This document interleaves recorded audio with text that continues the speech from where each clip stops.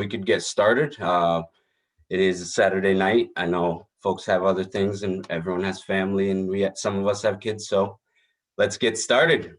First and foremost, my name is Mohammed. Welcome. Welcome to the VNAC Candidate Forum. Today, first, I want to actually welcome and introduce to you all our president, Sandrine, who was recently elected, as VNAC is an organization that is new and upcoming. And without further ado, Sandrine, start us off and welcome us.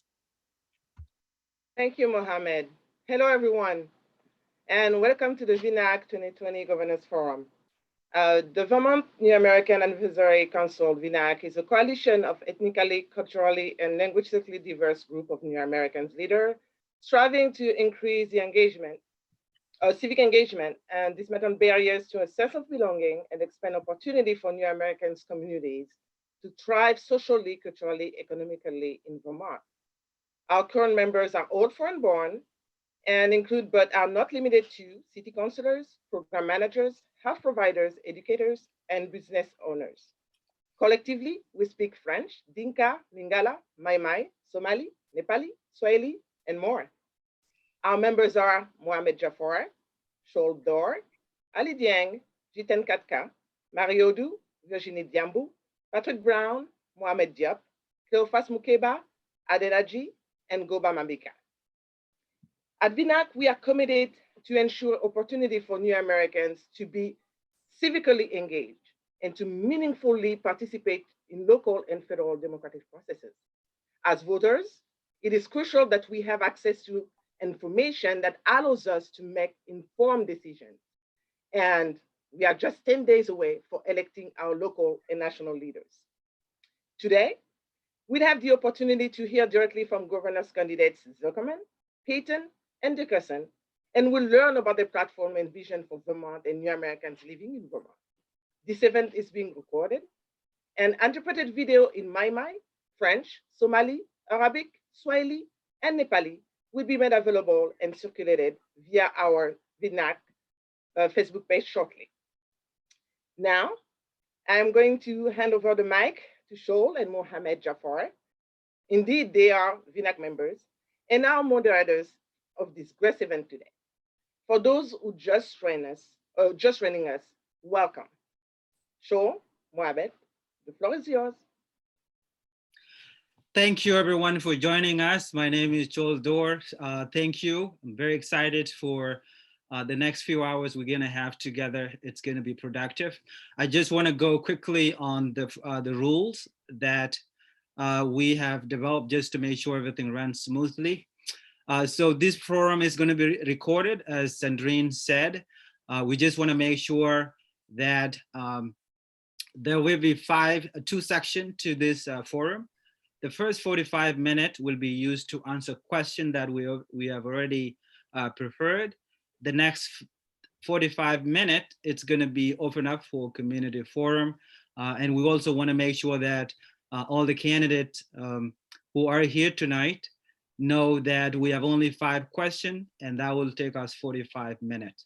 We do wanna point out that all the candidates running for the governor of Vermont, we're all invited. And we're very proud tonight to be joined by the three of them. So Mohamed, take it away. And before Mohamed take it away, in the first 45 minutes, we'd love to take a break. It's gonna be a 5-minute break. So after that, we'll get started with the community forum. Thank you. Again, thank you all for being here. One just quick rule I want to add: if you aren't one of the folks, if you are not one of the candidates or are not speaking at the time or asking a question, please do try to keep your mic muted. Sometimes we get a weird feedback and that can sometimes impact the call. So let's introduce our candidates. As Chol said, we did extend the invitation to all our candidates. So thank you to the 3 candidates that are here today. David Zuckerman, Emily Payton, and Charlie Dickerson. And without further ado, again, I will allow David Zuckerman to introduce himself first. And please give us an introduction of who you are and give us an overview of what the job description of a governor is and what the day-to-day duties of a governor are. Sure. Thank you, Mohammed and Sandrine and Cole. I want to quickly ask, how long do we have for this? And I also want to apologize because I was briefly on the phone and turning on the computer. So if I was the feedback, that's over, and I apologize. No worries. Excellent question. You have 2 minutes. 2 minutes. All right. Well, the job of governor is quite extensive. The job of governor includes being the manager of all of the state employees and making sure that the state laws are applied preferably equally. We know in many respects they are not always applied equally. They are applied to carry out the intent of the law, and that it's also the job to, of course, be the commander in chief through emergencies and take care of the state's health and the economy, and then also to appoint many, many people across state government, not only within the cabinet, but also a number of joint committees that are made up of legislators or legislative appointees and the governor to administer various aspects of state funded scenarios around, all across the state, and not just state funded, but things like the Public Utilities Commission, who makes decisions about your electric bills and your phone bills and your utility bills and what happens as to whether they're allowed to go up or not for those companies to function and provide services to you. Or the Green Mountain Care Board, which oversees healthcare, which is a massive cost and repercussion for Vermonters as to the decisions they make and how hospitals operate or physicians and insurance systems work. So the job of governor is really the top office in the state. It's much like the parallel of president for the whole country. And I believe I'm well positioned to serve in that office, having been a state representative from Burlington for 14 years, a state senator from Chittenden County for 4 years, now lieutenant governor for 4 years. So having operated in different facets of state government on many different committees dealing with many different issues, and also as a small business person, as a farmer who started a small business originally with just one part-time employee, and we've grown it to now 20 acres of vegetables, 50 hogs a year, 1,500 chickens a year, 4 year-round employees, 6 seasonal employees, 6 or 7. And so really juggling those things. And then like many of the folks here, I also have a family, my spouse who co-runs the business and my daughter David, who's in it school. looks like your 2 minutes are up. Sorry to cut you off. You're good. We'll get more time. Thank you. All right. All right. And next, I would like for Emily Payton to please unmute herself and please introduce yourself and give us an idea of what the job of the governor is. Well, hello. I think my name is Emily Payton, and I've been working on social justice issues, environmental justice issues for many a year, as David knows. And I think David did an overview of the existing gubernatorial role, with the exception of the absolute importance of the governor to make sure that our Constitution is obeyed.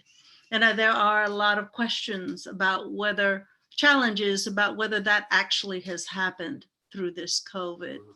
So I think that's a very important thing, because in Vermont, we do have a very excellent Constitution. And in it, we have unalienable rights, which are rights which cannot be taken from us, and nor can we give them away.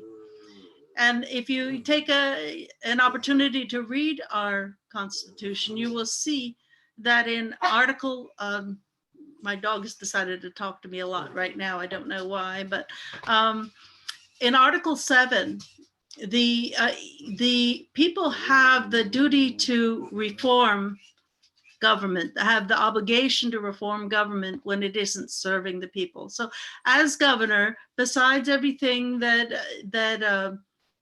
David Zuckerman named, plus honoring our Constitution, I think it's really important that we open up to the people, be available to the people, come to the people and meet together and say, this is your government. All of our authority arises from you. And to begin to encourage neighborhoods and people to organize and get a clear vision of what their needs are, rather than having what we have now, which clearly has not met so many needs. So the wisdom of the people. I just want to give you a 30-second warning. Dave just gave me the suggestion, and it's a great suggestion. So I just want to give you a 30-second warning. Well, I'd like to see the people involved directly and be allowed to transform governance so it meets their needs, not just the needs of the money powers. Thank you. Thank you, Emily. All right, and next, Charlie Dickerson, if you would please unmute yourself, please introduce yourself and give us again an overview of what the governor's duties are. I will give a 30-second heads up. I apologize, just so you know. So expect a brief interruption. Go ahead. I don't think I'll need it. I think Zuckerman and Payton pretty much laid out anything that I would want to say, with the possible exception that the governor's role is also to manage the state budget and in terms of revenues and expenses and deal with that. And that's really all I would want to say, because David said everything I was thinking of. Emily said everything that David didn't say that I was thinking of. All right, well, thank you again, Charlie. I would just like to give everyone a second to also tell us what their party affiliation is, just so that we get to know folks a little bit more. Charlie, we'll start with you. I don't have any party affiliation whatsoever. Okay, and David, you are, sorry, go ahead. Charlie, did you want to say any more there? No, I'm good. Unaffiliated is my tagline. Great. Well, I've got 2 party nominations. I've served as a progressive and won the progressive write-in nomination. And I've also served as a Democrat and won the Democratic primary ballot. So I've got 2 labels, progressive and Democrat, that I'm running under. And Emily, if you will please unmute yourself. Emily Payton, sorry. And I am an independent, and I really don't believe in parties. I think they are very harmful, that they divide people. And really, I'd like to avoid party mention. I've had to come into primaries by choosing a party. And to me, it's been a real difficult thing just to participate, to choose a party, because we really need to come together as people who want to honor humanity, and parties aren't helping us do that. Mohammed, could I follow up? Because that was a little more than just defining the party that we belong to, if I could add some words. Go ahead. Well, I think Emily makes some good points, but I think it kind of distorts what the process is about and how I view it. One runs with party labels to help give folks a bit of an idea of the general political leanings on issues that you believe in. So parties have platforms, and I would encourage folks to go look at those. With respect to serving in office, I think that's a big piece of what Emily is also talking about. And I think that's really important, that when we run for office, we have party labels to give voters a broader idea of what we stand for. Independent, you can stand for anything, which is okay, as long as you define what you're standing for. But serving, we serve everybody. I absolutely appreciate both your perspectives, and thank you. We will jump into our questions, and I will be asking our first question. So again, there will be 5 questions for this first part. 2 minutes to respond. Again, we will give a 30-second interruption, if you will. And so here we go. All right, first question about childcare. It's no secret that our country and our state are wrong question. Oh, no. Excuse me for a minute.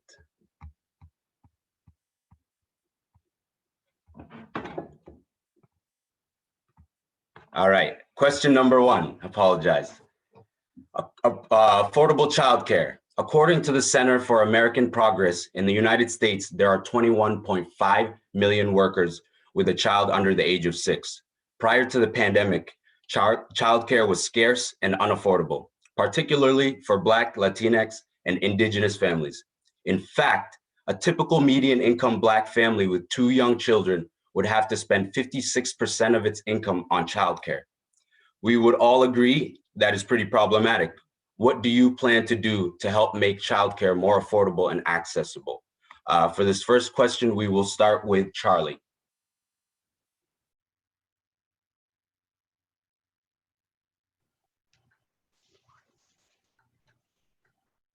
I've got to unmute first.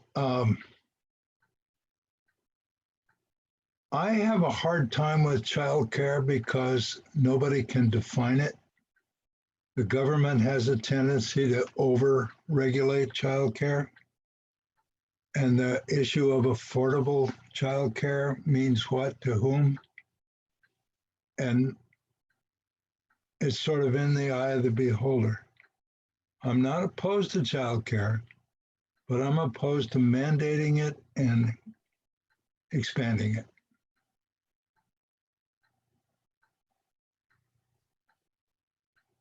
That's all. That's You- it.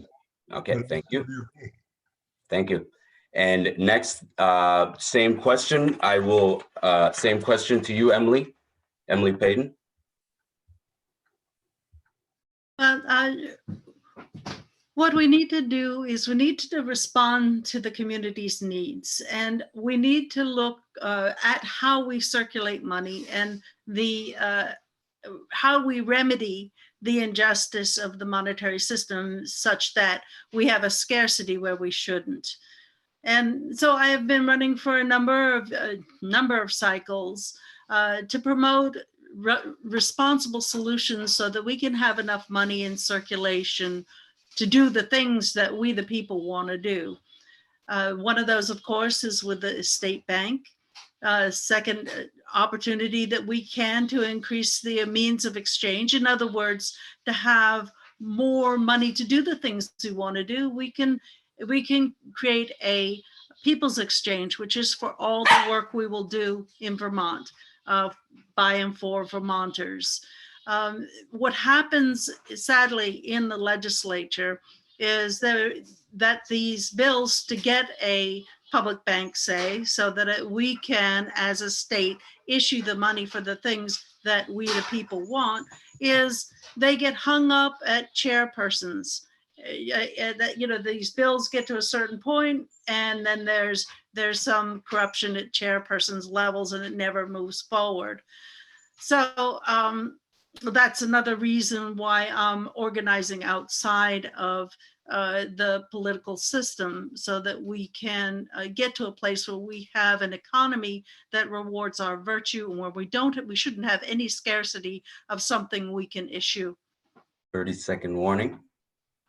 So there are other options that we can bring into play to increase the amount of money. And of course, our children are our future. They are everything. So to empower families to have enough money so that they aren't stressed is a huge call to action for me, and I hope everybody. Thank you, Emily. And then same question to you, David Zuckerman.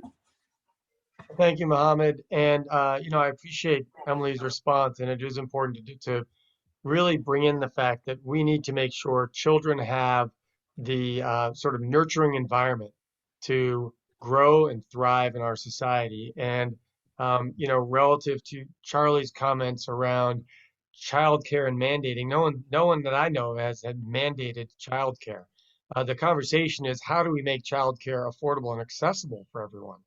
And we know that working class folks on minimum wage, which disproportionately are women and single mother women, as well as communities of color, are really stressed to be able to afford childcare when their cost of childcare is more than they can make working. And so childcare is part of not only a way of giving children opportunities to learn and to socialize, but it's also creating opportunities for parents to go and have a job and make money to put food on the table. So if the state could support, which I have a proposal, I had a press conference a few weeks about that, where if we raised 10 cents per hour per employee from employers into a child care fund, we would raise between $40 and $50 million a year to add to the CCFAP monies to subsidize child care for working class individuals. Now, what we have fundamentally is a society that does not value workers enough.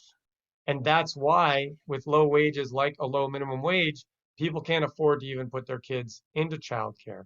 So my vision is a methodical restructuring of our economy where if you work full time, you can afford your basic needs. Basic needs include housing, they include food and shelter and energy and childcare and transportation. But right now, for the last 40 years, we have seen the economy of the United States split so that the very wealthiest are making a lot more money, and then everyday working people are struggling harder and harder. And we know that many new Americans are in that working class category, are struggling to pay their bills, are living in very dense housing situations because our system does not reward people for the work in a way that makes it affordable. Childcare is a huge issue. Healthcare, which is why I also support a universal primary care system, is a huge issue. We need to be moving towards. Are you running out of time? Am I running out of time? Yeah, yep. Did I But get go that? ahead. 30 more seconds. No, you're good. Go ahead. All right. And if you just wave, I'll see you and I'll know it's 30 seconds. It's all good. And so childcare is one part of that restructuring where we can build a society that rewards people for their work and that makes sure we don't leave people behind. And in COVID, much of that has been exacerbated, and many people are struggling much worse now. And that's why I want to be governor, so we can build a new economy out of this situation that helps people with those basic needs. All right. Thank you, David. All right. Troll will be asking question number 2. Sorry, may I make a small rebuttal comment, please? 30 seconds. Okay, I think it's important to point out that it is absolutely not true that society doesn't care about the low income worker. The fact is Who that said that? politicians have not cared, and they haven't over all these times been able to eliminate poverty or eliminate the drug use by creating an environment of happiness for the state. So I just wanted to point that out, that that's a misstatement. Thank you. That's So- an allegation that Oh. is to nothing. We just have to move on to the next question. I appreciate the conversation. We just have to move on to the next question. Otherwise, it will just turn into a back and forth. Well, I understand, but I didn't say what she said, so let's just make sure we're clear. I appreciate that, David. We'll just continue. Joel. Thank you, Mohammed. Our next question is on affordable housing and livable wages. So here's the question. Majority of immigrants who came into Vermont live in Burlington, Winooski, and recently in the town of Essex, which is in Chittenden County. Many of them continue to struggle to pay their rent and utilities. Many of them are underemployed and forcing them to work for more than 2 jobs. What will you do as a governor to address the rising cost of rent, safe housing, and decent livable wage so they can call this great state their home? And we'll start with Emily. Thank you. Hello. So I think it would be very important to note that there is no possibility of me becoming governor because of the way politics are doing. But that doesn't mean that my leadership will not continue or that our movement will not continue, because it is continuing. There is an 802 freedom movement. And as we grow stronger, we can deplatform an unjust system and create a just one. For example, do we need a right to housing? Of course we need a right to housing. Do we need a right to work from our passion rather than being in menial work? Do we need to protect people from the F-35s because they are harming people? I mean, there's so much that we need to transform so that we can engage humanity on a much higher level. And we're meeting together now in a dynamic governance way across the state. And I invite everybody here to participate in our transformation so that we can have an honorable system of self-governance, not a hierarchy that has dictates coming down to us as if we are lesser and others are more. Thank you, Emily. And next to David Zuckerman, same question. Thank you, Cor. I have been working towards and fighting for more affordable housing and investments in working people for 20 years. Now, have I succeeded? No. I agree with others who have spoken about the challenges of getting legislation through the system, the challenges of making a system where we tax people who are wealthier in order to have the resources to invest in working people, both new Americans and many others who are struggling, particularly in Chittenden County, but all over the state, to pay rent or buy property and manage life while having to then work 50, 60, even 70 hours a week. And so it's pretty easy sometimes to attack the whole system or anybody who's been in it, but it's important to look at each of our individual records. And what I bring to this race, and were I to win, is a long track record of saying wealthier people can pay more.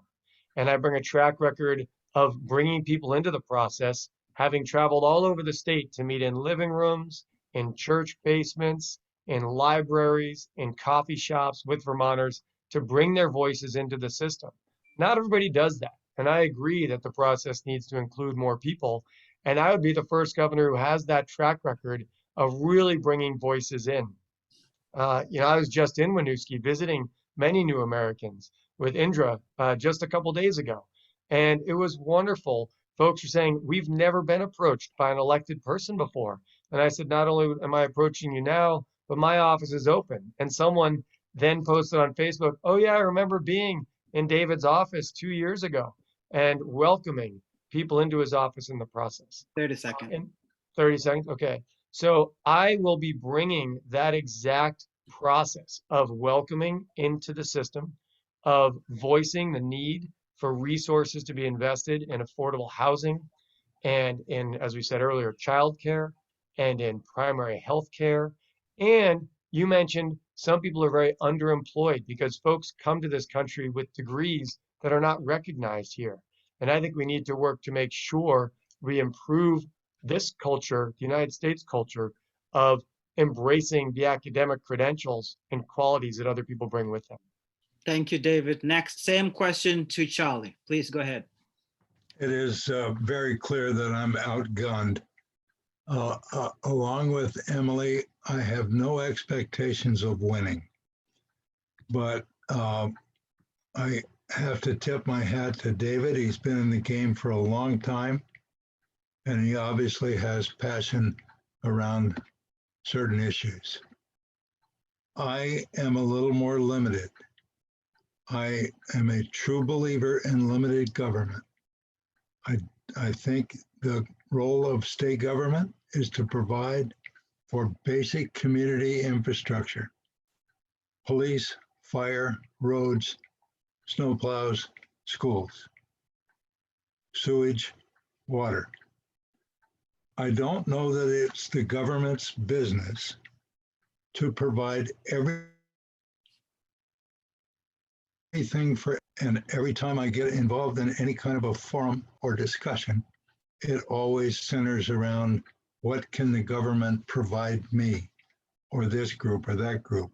We need more housing. I've been involved in affordable housing in Montpelier now for 40 years. The goalpost keeps changing. We have more housing than we had 40 years ago.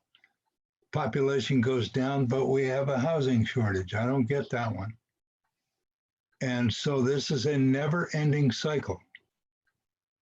So I'm not good to answer the question. Thank you, Charlie. And now I'm going to hand over to next question.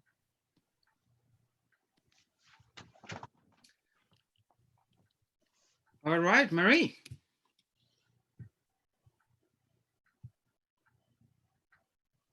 Hello, everybody. I'm Mary, and I'm a member of VNAC, and I'll be asking the next question. So it's no secret that our country and our state are very English language centered. This has created enormous barriers for those who are still learning English or are new to our country and state. Across nearly every program available to newcomers, there is a lack of translated materials, interpretation access, and technical assistance to bridge the gaps. As governor, what do you plan to do to remove these barriers and ensure new Americans have equitable access to government-funded programs? And who's first? David, we'll have you go first since you asked. Sure, no problem. Well, the few things I want to briefly help Charlie with explaining why we don't have enough affordable housing, even though we have more housing and fewer people. It used to be that many families had 4, 5, 6, 8 kids, and some new American families do have that situation. But a lot of families that are not new Americans have fewer people in larger space. So that's one of the reasons for the challenge. And also, a lot of the old housing is becoming decrepit. With respect to language barriers, I have worked very hard with Allison and Mohammed and others who have been putting out translations around COVID issues through social media. That's happening on my personal social media page because I've got a lot of friends, and we do it occasionally through the governmental one, but I actually have more friends in the community on the personal side. But that's not how government should work. Government should work to make sure those language translations are available to everybody. And I know that there were some grants early on and then some expanded grants in the second round of COVID funding, but we shouldn't be doing these things as an afterthought. In my administration, I will have a far more inclusive administration so that these questions are raised and we make sure to do these programs and translations from the get-go. We make sure we do outreach to make sure that when there are new supports. In fact, when I was with Indra yesterday or 2 days ago, in one of the businesses, I said, have you applied for some of the business supports that are out there for small businesses that are struggling? And he didn't know about them. So we paused and I looked them up on my phone and made sure he was aware. But we need to make sure 30 that seconds. every member of society in our country has access to the information they need so that they can fully participate in our society. It doesn't actually mean, as was mentioned earlier, that government is just providing for or paying for everything for everybody, but we do have to make sure everybody has equal access to it. And I will make sure that's a foundational portion of my administration and how we get information out to the people. Thank you, David. Oh, there's my timer. That's the 2 minutes. I made it. Emily, we'll have you go next. Thank you. So one of the things that I do and I do with people is how do we imagine a future we really, really want to live in? So how do we put our eye on that prize? If we can create a monetary system that rewards our virtue and our creativity and takes away the stressors of scarcity, of course we can do that.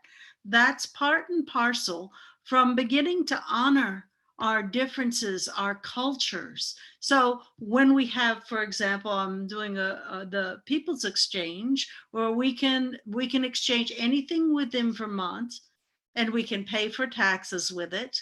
Then we can bring forward the monies that we need to come together in celebration. I feel so limited that I only have a smattering of Spanish and French, and I also want to mention that I feel that humans are limited because we have a whole animal kingdom that looks at us and says, oh, wow, those poor humans, they can't communicate with us, and they are communicating. So there are so many dimensions that we will be expanding into as our consciousness grows to that involves what I would love to see and what I encourage everybody to imagine is the growth of joy in learning 30 other seconds. languages with the capacity to have enough money to make the exchanges that we need, of course. Thank you.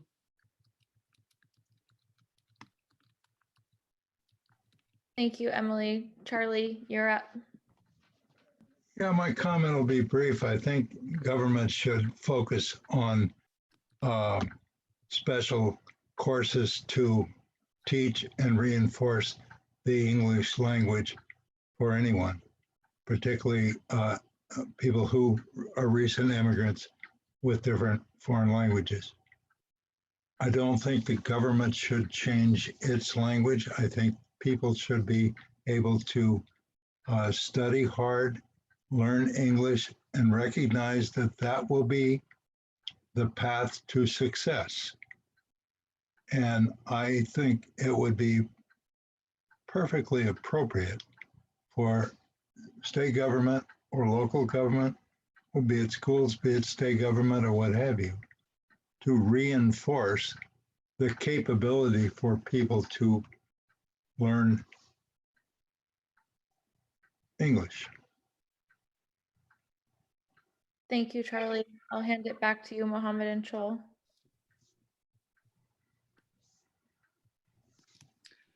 And the next question is from Mohammed Jafar. All right, for our next question, this is regarding race and everything that is going on right now. In light of recent social movements such as Black Lives Matter that have brought a spotlight to the judicial and prison system, what are your thoughts on police reform? Can you give us specific examples of how you will be promoting transparency and accountability when it relates to racial equity, diversity, control, cultural responsiveness in your administration? For this question, we'll start first with Charlie. I'm probably going to be in the minority. I don't view race at all. And so I would not answer that question because it assumes that we need to look at things through a racial lens, and I don't. And so I don't know how. So to answer your question, I wouldn't have an answer because I don't even think that way. As far as police reforms, that's a whole different story. It's got nothing to do with race, in my judgment. You have good cops, bad cops, and neither cops. And that would be up to the, we'll call it the cop system. But as far as race goes, I'm going to be in the minority. I don't even think in those terms. Don't even know how. Can I have a follow-up question, Mohammed Jafar? Charles, thank you so much for your response. Can you explain a little bit more about what COP system is, if you can?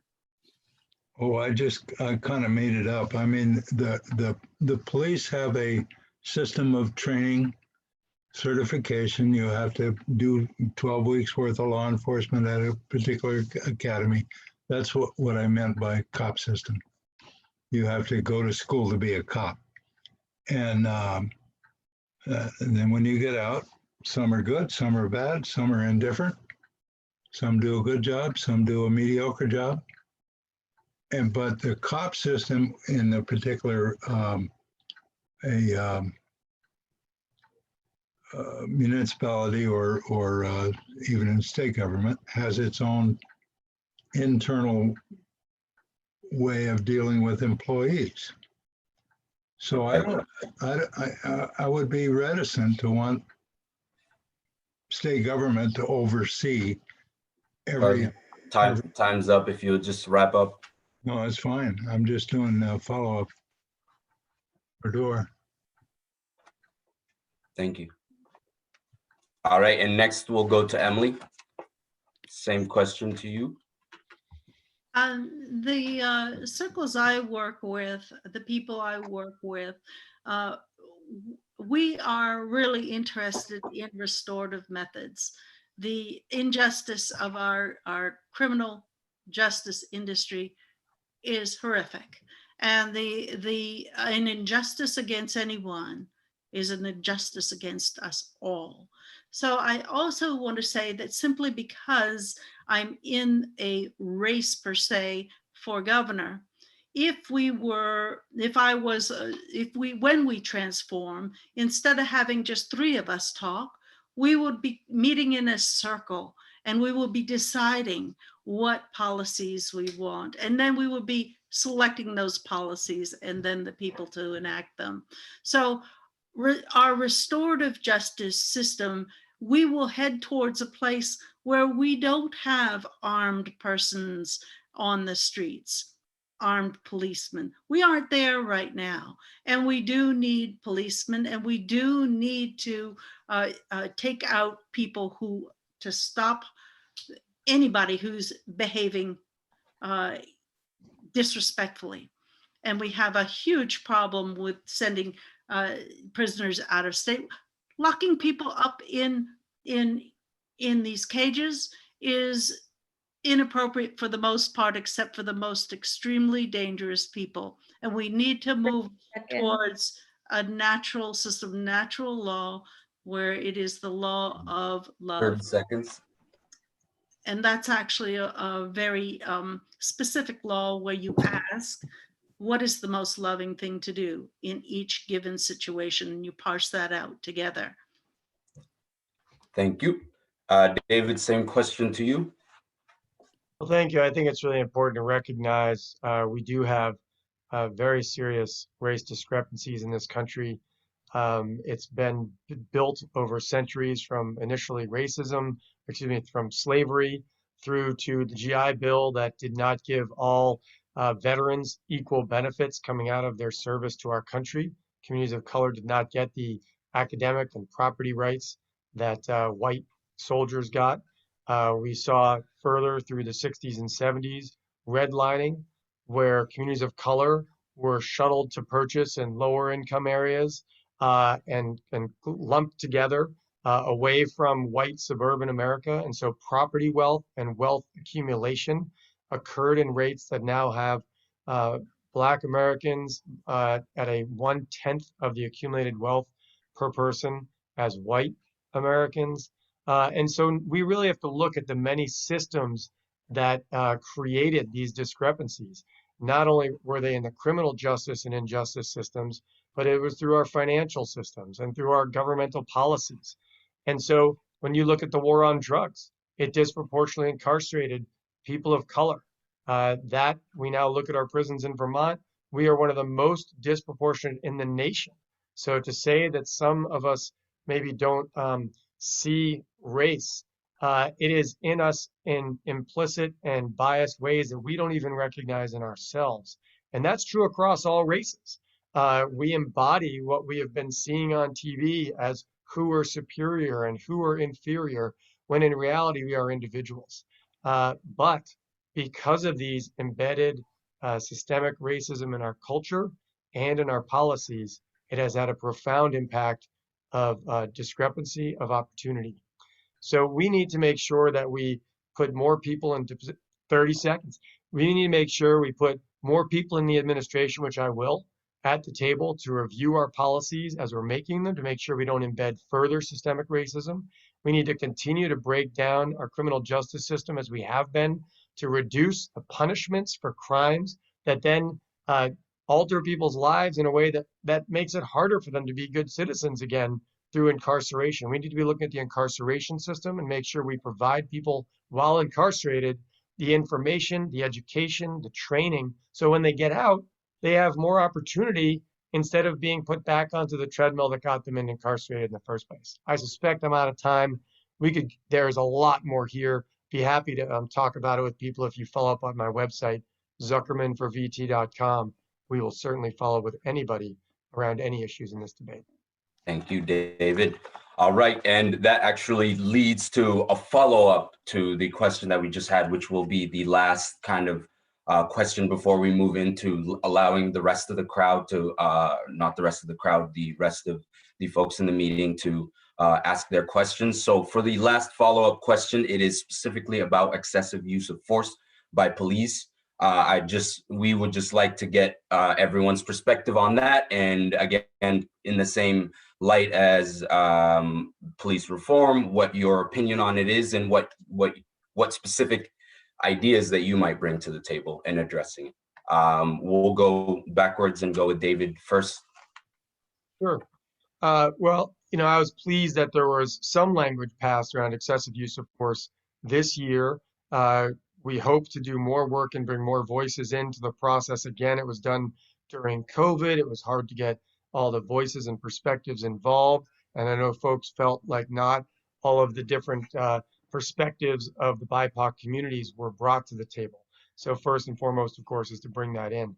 But it's clear that there has been issues in our training and in our policies that really allow for disproportionate use of force and has really endangered people both in this state and not only endangered, but unfortunately killed people both here and in other parts of the country. We need to really be looking at de-escalation techniques. I'm frustrated that the governor isn't here. I think that's a real signal of the value of who values this community, to be willing to talk to this community and listen to this community and express our opinions. But I also want to applaud the governor.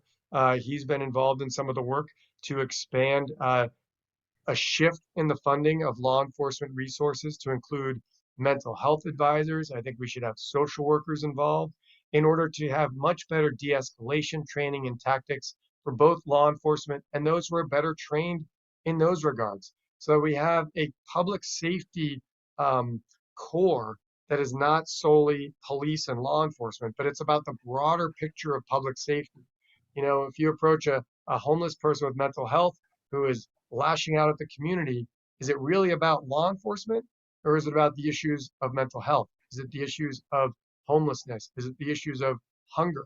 And actually, if we intercede with supports for that individual, it will cost us less than incarcerating them at $60,000, $70,000, or $80,000 a year per person.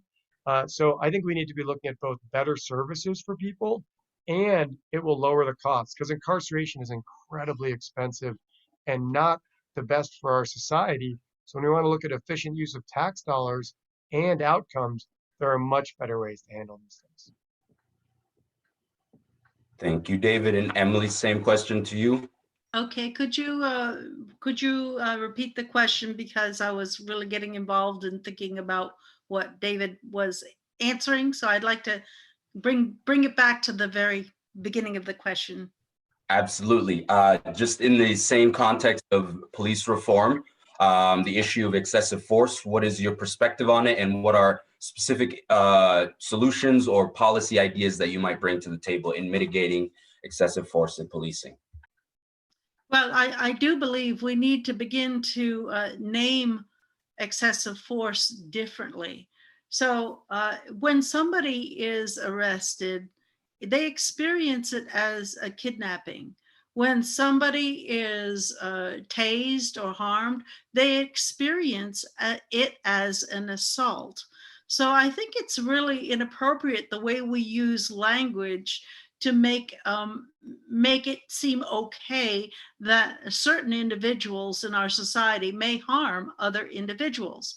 So secondly, my work already going forward is to help people, or is to help them organize in neighborhood councils and people's assemblies, so we have a stronger fabric of community.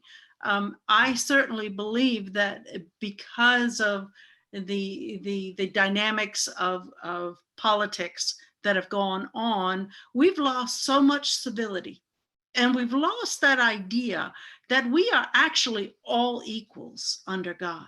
We are all equals. There is nobody who is lesser equal or more equal. And our work going forward is to learn how to have proper personal boundaries altogether, and including the police. So working on in a caring and empathetic way, dealing with or helping our people who are experiencing these extremes that lead them to mental illness, that lead them to be in a corner, Seconds. Have not enough money. I mean, the transformation we need in society is complete. It's entire. It's profound. So that's where I'm organizing with people, and I'd love your participation with this group.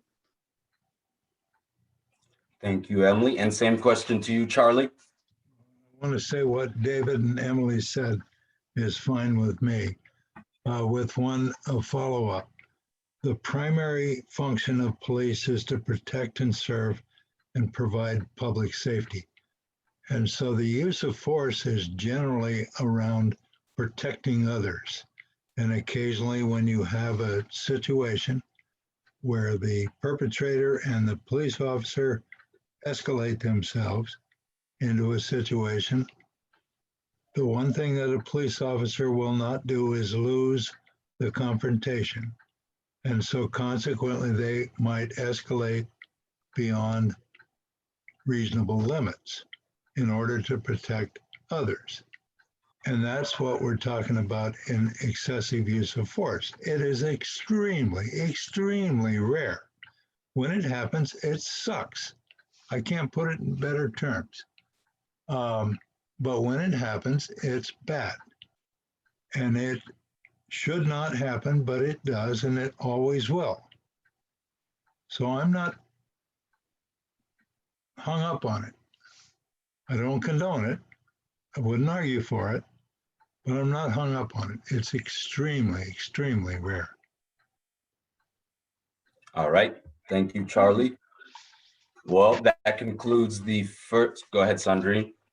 Yes, thank you so much for Shul Mohammed and candidate Zuckerman, candidate Charlie Dickerson, and candidate Emily Payton for answering our questions. We're going to take a 5-minute break to give the time to at the community to actually go on the chat and send their questions. So I'm going to ask you not to sign off. Please stay on. You can actually just cut your cameras off if you want, but we will be back in about 5 minutes, which will be 6:30. We'll be back for community questions. Thank you so much. Thank you. I'm sorry, hello. I haven't been able to get the kids in, but I've been on this forum at the back end a little bit. I just wanted to say, oh, well, I'll see if I can get them in. It's on a 5-minute break, but let's see if they'll come in. Emily, can you hear me? Huh? You're, Sorry. you're unmuted. I just wanted you to know.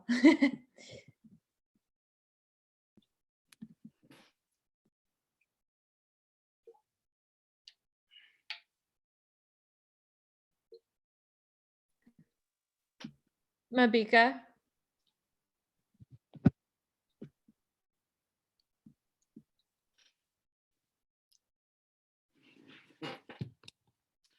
I think he left.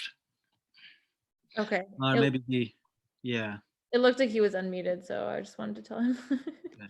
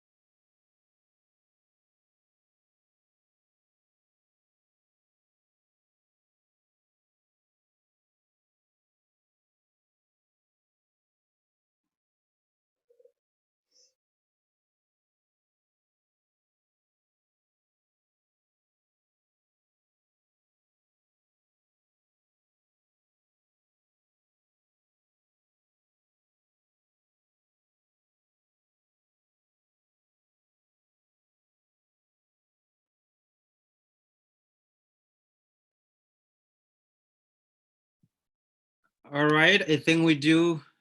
Let me see if Mohammed Jafar is back.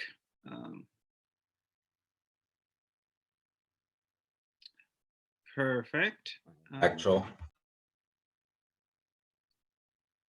Maria, you back? I'm back. Okay. Sorry, I was compiling our questions here. No problem.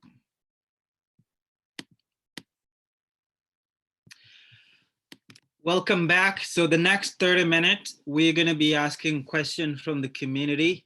We're encouraging everyone to send their question to Marie in the chat, and she will get them to us. We do have some very good questions, so we'll take our time to ask those questions. Same system applies, 2 minutes per each candidate per question. And if there are follow-up, we will definitely do so. So let's go to the community questions.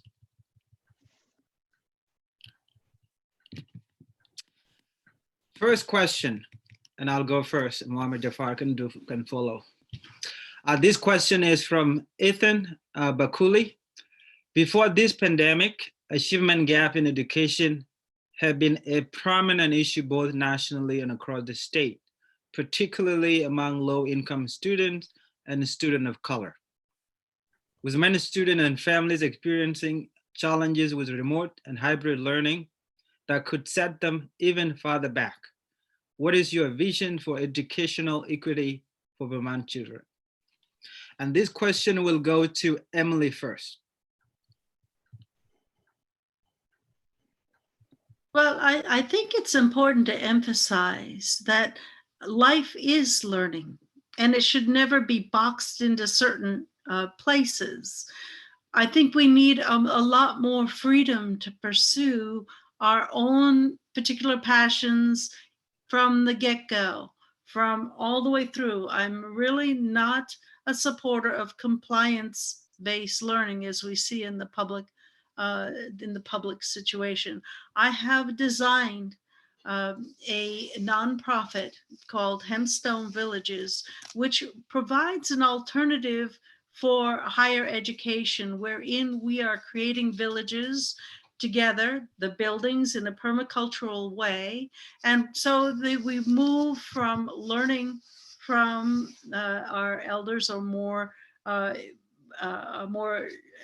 people with more expertise into having businesses together while we are creating safe community, so that we can once again have an experience where families can let their children go out and play. We aren't having such an unsafe environment that children have to stay in houses the way they do now. So we really need to not only rebuild our local food supply, we need to learn how to build houses.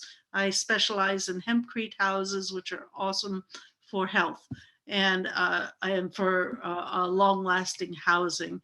And we also need, of course, to increase our local excellent food supply, because that is medicinal in and of itself. And of course, wholesome community is. So you can look at hempstonevillages.net, and it's designed to be a franchise system, a nonprofit franchise system that is run and owned by the people that create a community, and that people can move between communities. It hasn't begun yet, but this is where my work is going forward, as well as our sovereign rights.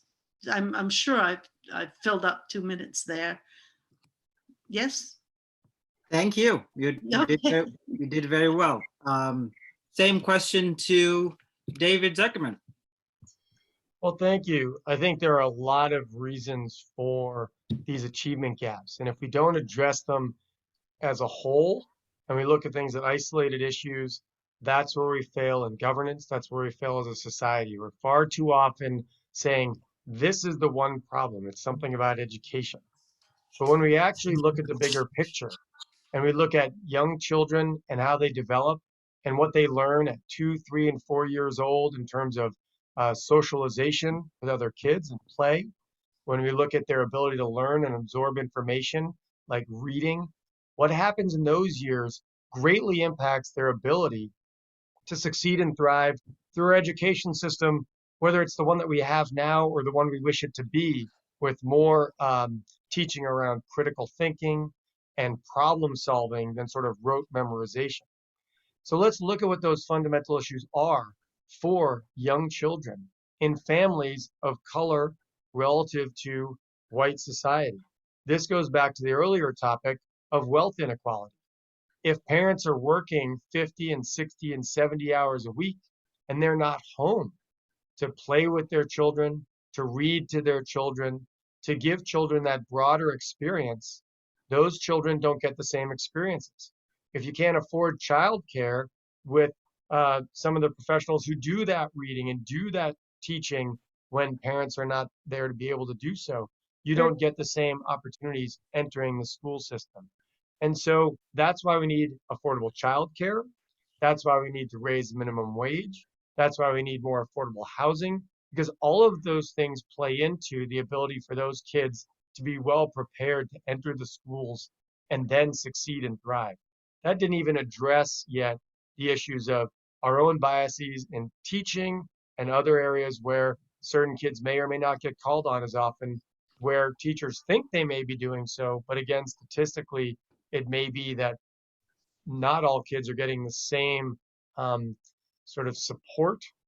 Okay, I see the T up above. My apologies. Thank you so much. Thank you. Same question to Charlie. It sounds like the primary question has to do with the challenges of education during a pandemic. That has to do with technology. And I've been hearing about the lack of technology in education for, I don't know, 30, 40 years. My disappointment with all of this stuff is nobody in government at the local levels, education boards or whatever, is standing back saying, what should we be doing differently? They're all standing back saying, how can we do things to make what we do the same? And so that's my disappointment.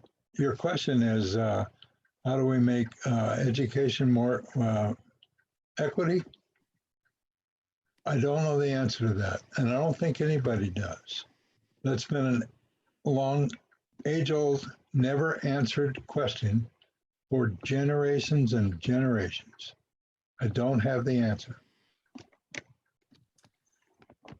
Thank you so much. And the next question is gonna, unless if there are follow-up question, this next question is going to Mohammed Jafar.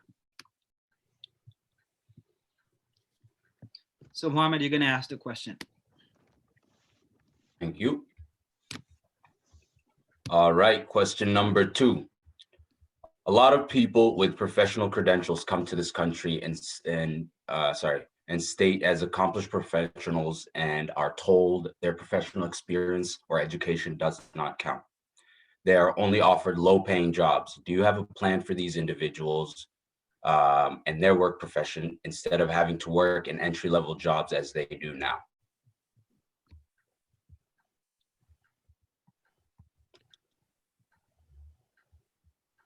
Who is And sorry, answering first? first we will go with Emily. Sorry. Well, again, my work has been to propose a transformation of our monetary system so that we are not rewarding ruthlessness anywhere. And as you know, it's the money powers that really dictate what's happening politically. So I've experienced that within the candidacies that I've had.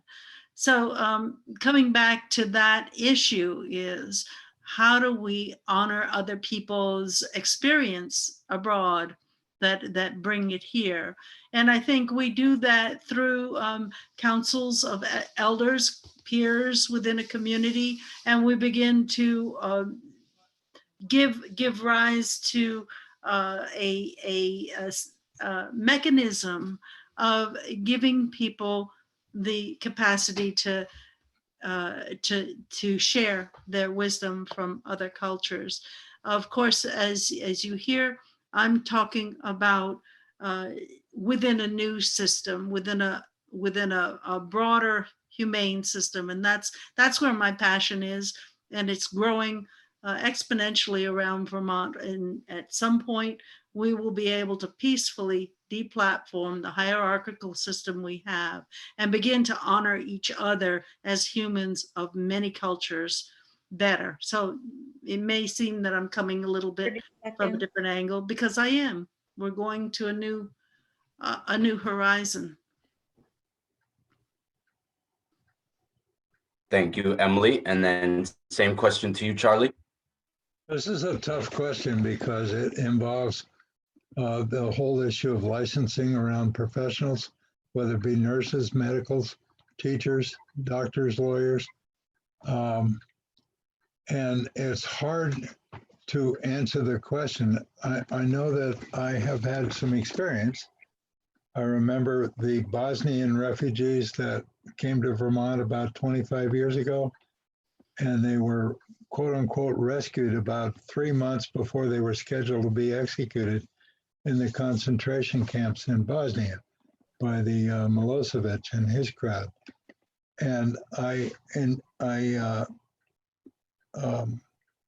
befriended a group that was in the central Vermont area that were included a lawyer, an accountant, a tailor, and a whole variety of technical experiences.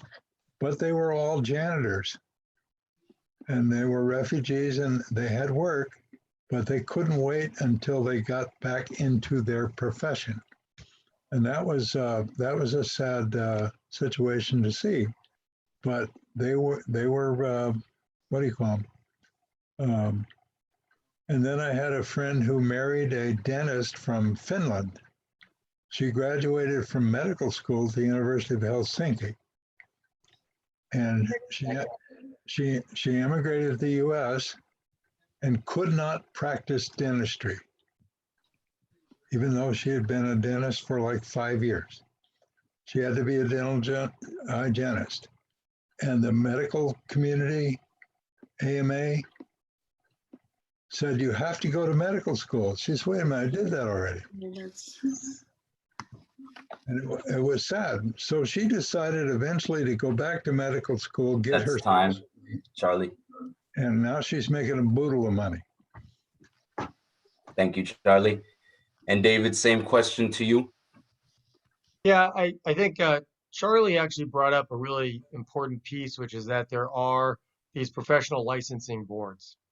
And the challenge here is that we then need to say, okay, if you have a degree from in some field from where you were, whether it's the medical doctor from Finland, the engineer from Kenya, the teacher from Bosnia, that there should be a way to assess, do a test or assess, or even maybe work alongside someone in the field so they can assess what skills you have in that training, so that that requirement to go through it all again could either be waived or reduced or something, because we need engineers, we need doctors, we need a lot of folks because we don't have enough employees in those fields. So why can't we develop a way to create an assessment and not have that have to be a whole start over from zero? And I know this closely because I feel very fortunate. My sister married a gentleman from Niger, a Nigerian, Omar, who's the father of my 2 nephews. They are now separated, but he was a pilot in Niger, and he had to start right at the scratch from beginning for pilot school. My sister-in-law is from Romania, and she came over with my brother and had to start over in education to eventually get I think it was a master's in economics or that degree, where she's now working in banking. But they were both lucky to be married to people that could help them with the funding to get through education again.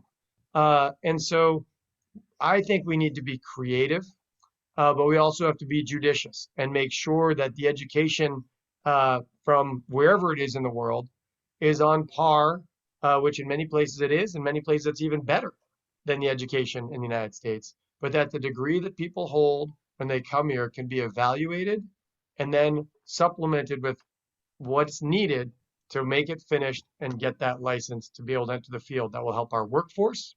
That will help those individuals jump right into better economic opportunities, which to me benefits all of us. All right, thank you, David. And for our next question, I will hand the baton back to Chol. We do have a follow-up question on the question before I asked that my question. I don't know if you can Yes. see Mohammed Jafar or not. If not, I can read it. Go ahead and read it. I don't seem to see it. So we do have a follow-up from Virginie. And here's the question on the same question that you all just answered.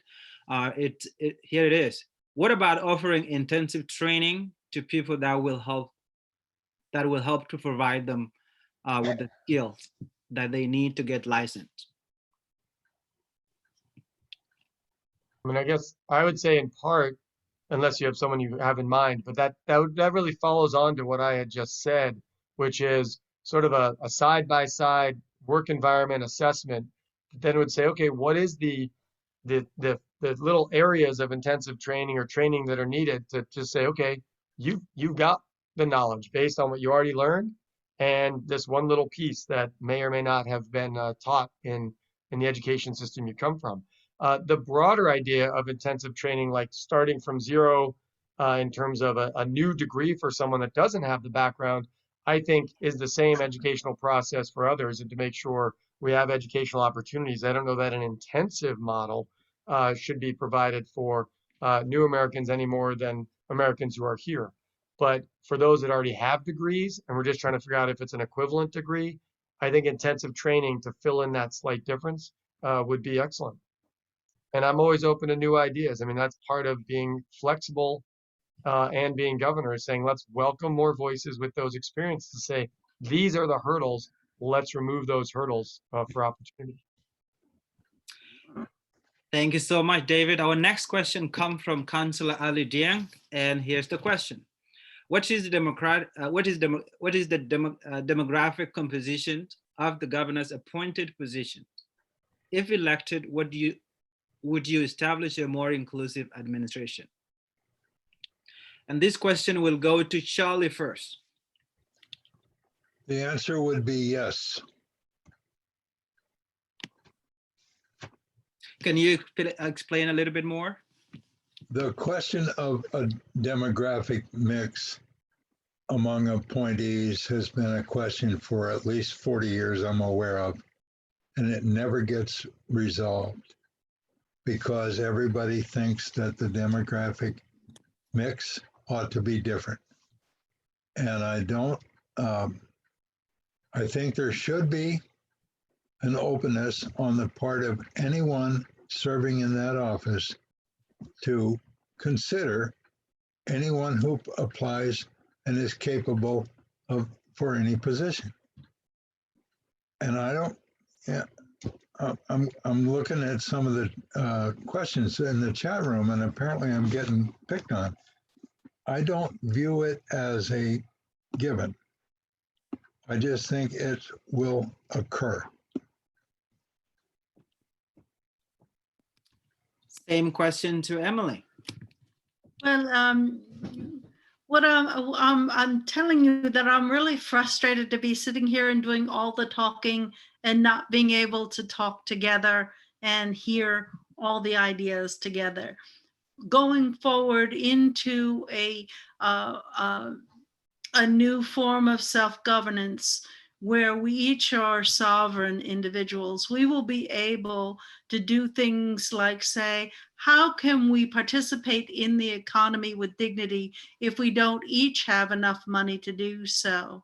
So when I envision how we do self-governance, I envision us in circles, talking about problems, proposing solutions, and then naturally the best people for the job become obvious. there is no need that we need to be limited by a system that was designed by white men, that's still primarily run by white men, that's also completely controlled by a monetary system that is run and designed by psychopaths. We have to step into our sovereign authority, and to do that, we need to learn how to apply the law. So I'm working with people to become lawyers, not bar members, but having the capacity to stand up for our rights and to issue them, and including the right to transform how we do government so that it reflects our true humanity, our true creative capacity, and our true desire and intent on peace and a peaceful transition to get there. And that's where I'm going, and I believe that the movement is growing. Thank you. Thank you. Same question to David Zuckerman. Well, right now, my understanding of the administration, which was the first part of the question, is that there is one person of color in the administration, as far as I know. Not all folks of color are apparent from the outside. Thank you, Charlie. Maybe you can tell me the second one. But I know Susanna Davis, when she was appointed, I thought was the first one. And that position was created by the legislature with some pushback from the governor initially. Which was the issue of the position of racial equity. Now, of course, that position is woefully underfunded to have one person looking at racial equity for the whole state.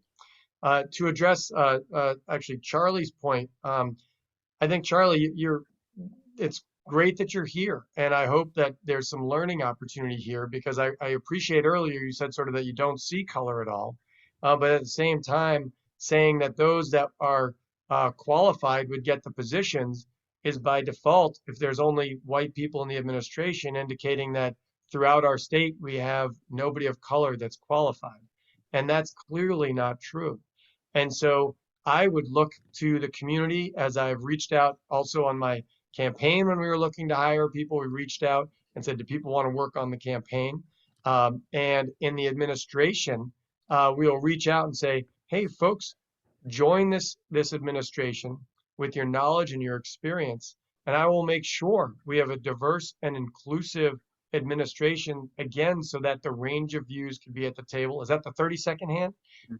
So that we can make sure that at the table, during the development of policy, during the review of policy, and during the implementation of policy, there are voices at the table with different life experiences than solely that of white men and white women, in order to make sure our policies are implemented in ways that are equal across our whole state. Thank you so much. We're running out of time, and Mohammed, your next call.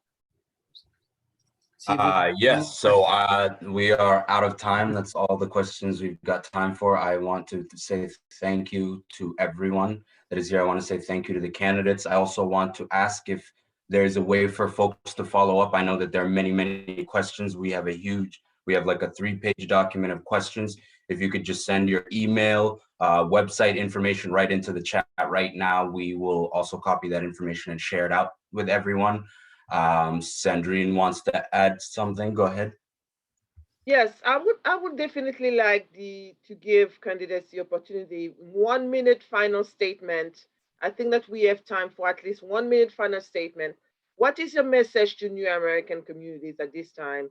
Why would we vote for you? And why would we actually trust anything that we have said today? We have again and again and again and again heard this, similar, well, some of the similar comments and promises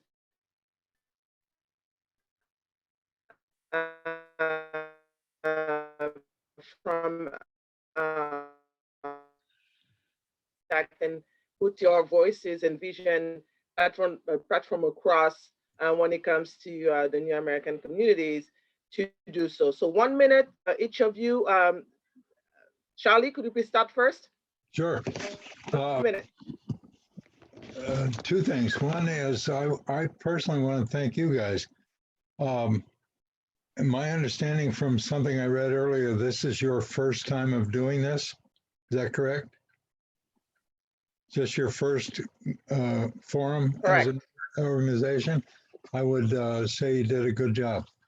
And I would encourage you to do more. To answer your question, I don't expect to be elected. And if I'm elected, the first official act would be to demand a recount, because I'm kind of what you'd known as a fringe candidate. I'm only doing this because of my mom. My mom has been locked up in a nursing home for 8 months. She's unable to visit any of her family. My sister talks to her through a closed window, which makes for a difficult conversation, given the fact they're both hard of hearing. And I wanted to get on the ballot to cheer her up, because for 30 years she has said I should run the state of Vermont.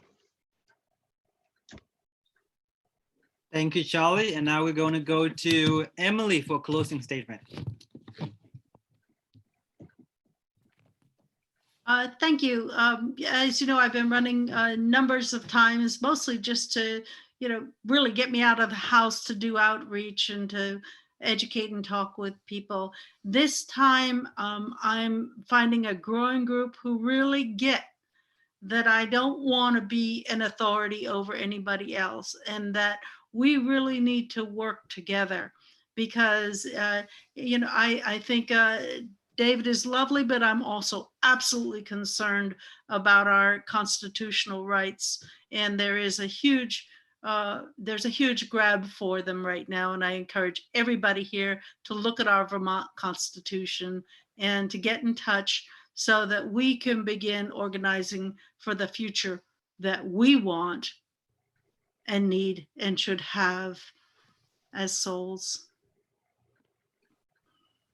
Thank you. And our last one, David Zuckerman. Well, thank you everyone for the opportunity. Again, I put it in the chat, but reach out, info@zuckermanforvt.com to ask further questions. Sandrine, unfortunately, it got choppy while you were speaking, but I think you sort of asked why. We've heard these sorts of promises before from some people in office. Maybe that's true. I have a track record of 20 years of bringing people in to the process, of welcoming people as lieutenant governor the last 4 years, many folks to the State House, not only to say, here, come listen to me, but I have had open coffee hours saying, I want to hear your thoughts. Let's talk about what those issues are. Let me help you have your voice in this system, because a lot of people don't even know how they can have their voice included, how to reach their legislator, how to reach the governor or myself. And so I really do, I believe, carry out what I'm speaking of right now, of including people in the process. And I've done that on many issues in the past, in issue development. And again, I'd ask people to just visit the website and listen to the words I've brought to you, the experiences I have, and look forward to serving as your governor. I hope you recognize the current governor chose not to come. I think that's telling. And Charlie, I appreciate your reminding us this is the very first forum this organization has had. I think that's fantastic. And the more forums that more different groups have to really focus on your issues are what help elevate your voice and bring your voice into the process as well, because you force us, as you should, to represent you and to listen to you and to share our reflections on what your concerns are. So thank you for this opportunity. Thank you very much, everyone. Mohammed Jafar, my partner in this one. So let's please 1 minute to finalize. Thank you. Thank you all again for being here. I just want to, that's it. This was a great event. Thank you all for being here. I just want to give a quick reminder that the event is being recorded and will be interpreted and shared throughout the community. So again, once again, thank you for an incredible event. And we will reach out to you all with follow-up questions. It looks like folks have a lot of questions, so be ready to answer more hard questions. Marie, your next 1 minute. Thank you. I don't need a whole minute, but thank you so much. This has been wonderful, and thanks for working with us as we work out the kinks of how to do this in a way that feels rewarding to everybody. And I'm so excited. There's such a lack of voter information for anyone who is not yet fluent in the English language or not familiar with our processes. And this election is an important one, as all are. And we're just so excited that this will be interpreted and circulated and made available to people. So the fact that you chose to show up on a Saturday night means a lot more than you know.